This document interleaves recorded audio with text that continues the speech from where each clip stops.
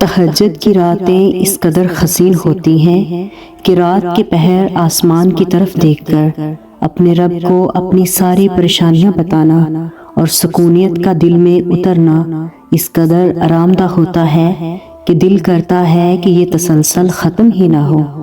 اللہ تعالیٰ قرآن میں فرماتے ہیں کہ بے شک رات کا اٹھنا نفس پر قابو پانے اور قرآن ٹھیک پڑھنے کے لیے نہایت ہی خوب ہے۔ تہجد اس خوش نصیب کو حاصل ہوتی ہے جس سے اللہ کلام کرنا چاہتا ہو، کیونکہ وہ اپنے مومن بندے کے سب سے زیادہ قریب ہوتا ہے۔ انسان جب سچے دل سے تکلیف میں اللہ کو پکارتا ہے نا تو اللہ بڑے پیار سے اپنے بندے کو سنتا ہے۔ جب وہ اللہ کو اپنے دل کا حال سناتا ہے اور اس سے مدد طلب کرتا ہے تو اللہ بھی اس کی تکلیفوں کو جڑ سے مٹا دیتا ہے، کیونکہ اللہ سبحانہ تعالیٰ کبھی بھی اپنے بندوں کو تکلیف میں نہیں دیکھ سکتا۔ جہاں تم ممکن کو ناممکن سمجھ کر ہاتھوں پر ہاتھ دھرے ہمت ہار کر بیٹھ جاتے ہو، اللہ اسی نازک مرحلے میں تمہیں تمہارے ناممکن کو ممکن کر کے دکھاتا ہے، اور تب وہ تمہیں اپنے ایک معجزے ناممکن سے ممکن کو متعارف کروا دیتا ہے۔ وہ تمہیں تمہاری من پسند چیز کو نواز کر بتا دیتا ہے کہ تمہارا رب کہانیاں پل بھر میں بدلنے پر قادر ہے۔ وہ مالک جو تمہارے آنسوؤں سے محبت کرتا ہے، وہ تمہاری سوچ سے بڑھ کر تمہاری دعاؤں سے بھی کہیں زیادہ تمہارے مانگنے سے بھی پہلے نواز دے گا۔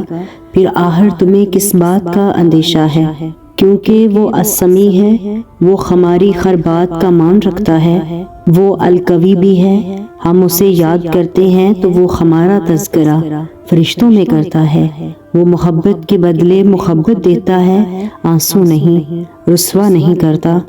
اگر اللہ تمہارا دل نہیں بدل رہا تو یقیناً تمہارا نصیب بدل چکا ہے۔ جن دعاؤں پہ تم وسوسوں میں پڑے ہو کہ وہ قبول نہیں ہوگی، اللہ وہ پہلے سے قبول کر چکا ہے۔ بس ایک التجا اور وہ حکم کن فرمائے گا، پھر اس کا حکم تو کوئی ٹال ہی نہیں سکتا۔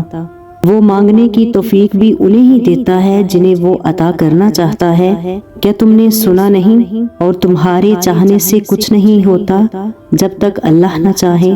تم وہ مانگتے ہو جو تمہیں بہتر لگتا ہے، مگر اللہ تمہیں وہی عطا کرتا ہے جو تمہارے لیے بہترین ہوتا ہے۔ تہجد کی دعائیں تو بہت خاص اور اہم ہوتی ہیں، ان کو کبھی بھی بے فائدہ مت سمجھا کریں۔ جب اللہ تعالیٰ دعائیں قبول کرتے ہیں نا تو نصیب کا لکھا بھی بدل دیتے ہیں، تو یقین سے دعائیں مانگا کریں۔ جس کا نام السلام ہے یعنی سکون دینے والا، وہ پھر تمہیں کیسے بے سکون رہنے دے سکتا ہے؟ وہ جس نے مچھلی کے منہ میں بند اپنے بندے کی دل کی صدا سن لی تھی، تمہیں کیا لگتا ہے کہ اس کو تمہارے ٹوٹے ہوئے دل کی صدا سنائی نہیں دیتی ہوگی؟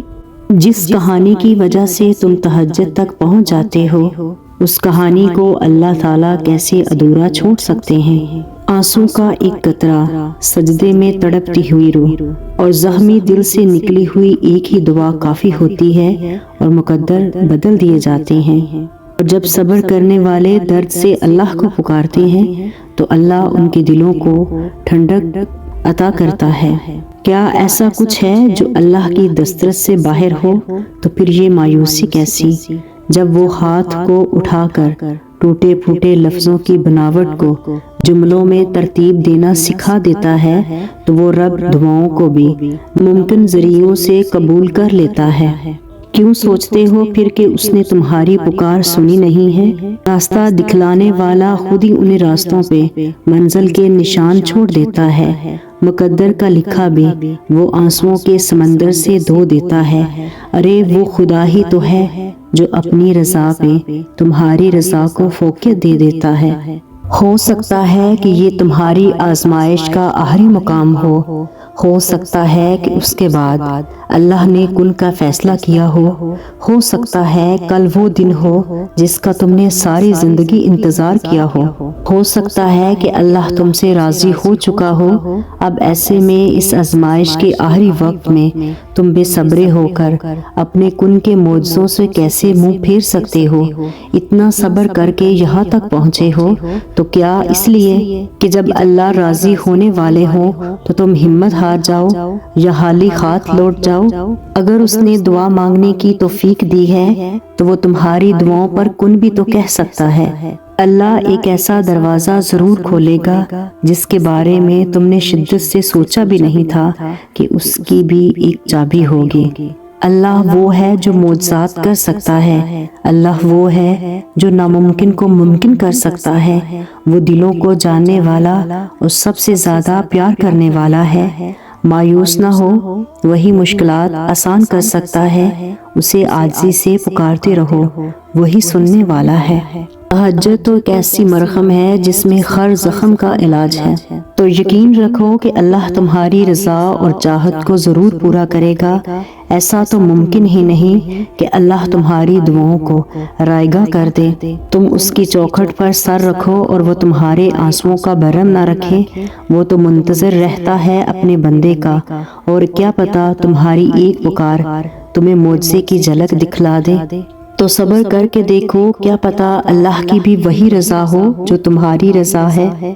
اگر اللہ نے تمہارے لیے کوئی وسیلہ نہ بنانا ہوتا تو وہ تمہیں اپنے در کا کبھی بھی پتہ نہ دیتا، کیونکہ اس کی رحمت کو یہ بات گوارا ہی نہیں کہ کوئی اس کے در پر آئے اور خالی ہاتھ لوٹ جائے۔ اگر ابھی تک جواب نہیں ملا تو دعا مانگتے رہو، ہو سکتا ہے کہ اللہ بھی تمہیں وہی دینا چاہتا ہو جو تم اس سے ہر وقت مانگتے رہتے ہو۔ جب امیدیں ٹوٹنے لگ جائیں، جہاں آنسو آنکھوں کا مسکن بننے لگے، آزمائشوں نے گھیر لیا ہو، صبر زبان کا ساتھی ہو، وہی اللہ پر یقین کا سفر شروع ہوتا ہے، اور یقین جانے کہ یہ یقین کا سفر ہمیشہ محبت پر ختم ہوتا ہے۔